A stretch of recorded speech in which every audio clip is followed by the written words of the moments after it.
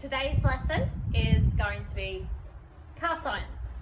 So the first thing we're going to do is fill the windscreen washer bottle. Now some have chemicals in them that put a film over the windscreen. Mine doesn't. So the first thing you need to do is find where it is in the car. So my car, it's a Kia, it's simple. It actually says what it is on the lid. So it's quite easy. You flip her up. Get a funnel. We've DIY'd a funnel. And put water in it. I'll put the water in, I'll hold the funnel.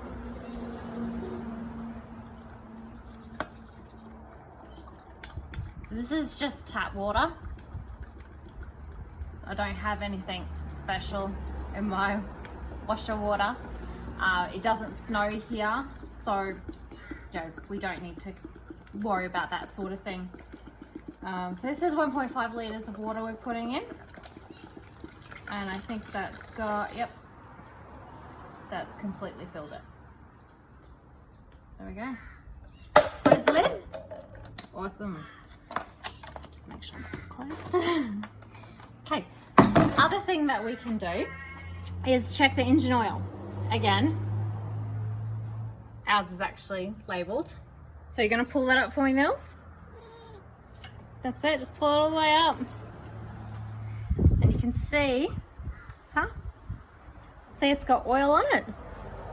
And you see it's got some knobs down here. Some of them have lines. That's where they indicate the oil level. But to do that, first we need to clean off the oil that's on there now. And it's worth having a quick look at the oil. That's not too bad.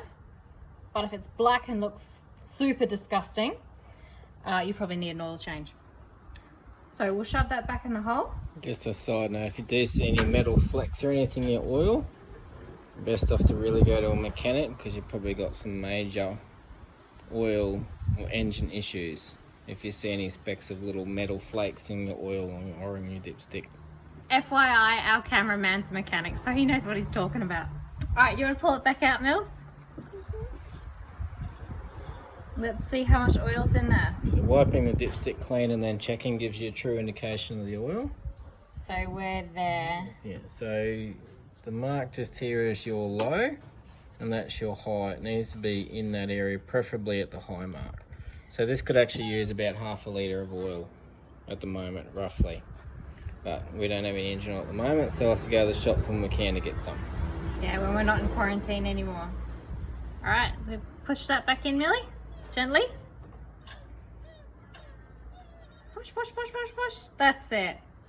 So if you do choose to do this, especially with your kids, try and make it that your car hasn't run overnight because it's actually still quite warm from running it a little while ago. So she's actually sitting on a towel and stuff like that. So this one's an automatic Kia. So there are other things you can do. Not that I want to. I'll let Andrew take over from here. What else you can do? Over this side we have the automatic transmission. Now it is a different colour. Let's do it so you can let you know that it is the automatic transmission. Now these have a high low mark as well. And this one is actually on those little dips there. So automatic transmission is checked a bit differently. It's actually supposed to be checked running. So you start the engine, place it through, run it through the gears with your foot brake on, and then go back to park and then come and check the oil. And it should be on the hot level. There's a hot and a cold on the automatic transmission usually. So it should be on the hot when it's running. It's a little bit different to the engine oil. So not really appropriate if you're doing this with your kids. Oh, don't touch that. Go and wash your hands. All right, we're done. Thank you. What Millie just touched was a bit of battery acid. So that's just there. This battery actually needs a good clean. So bicarbonate soda and water can actually clean that off really well. And this one's a maintenance-free battery. So down inside here, I don't know if we'll be able to pick it up, but it's a slight green colour. And if you look on the indicators here, So green means that your battery is okay. Red is a replaced battery. And if it's just clear with a red dot, that means it's out of charge. That's a good little easy indicator to tell you how your battery condition is going. Everything else up here at the back, on this car it's on the passenger side, this is the brake fluid. And down in there, there's a minimum and maximum. That should always be on the maximum level for your brake fluid. And back over this side, we have a power steering fluid.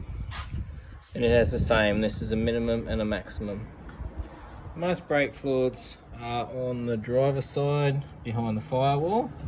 This one, being an imported vehicle, is actually on the other side because they're all left-hand drive over there.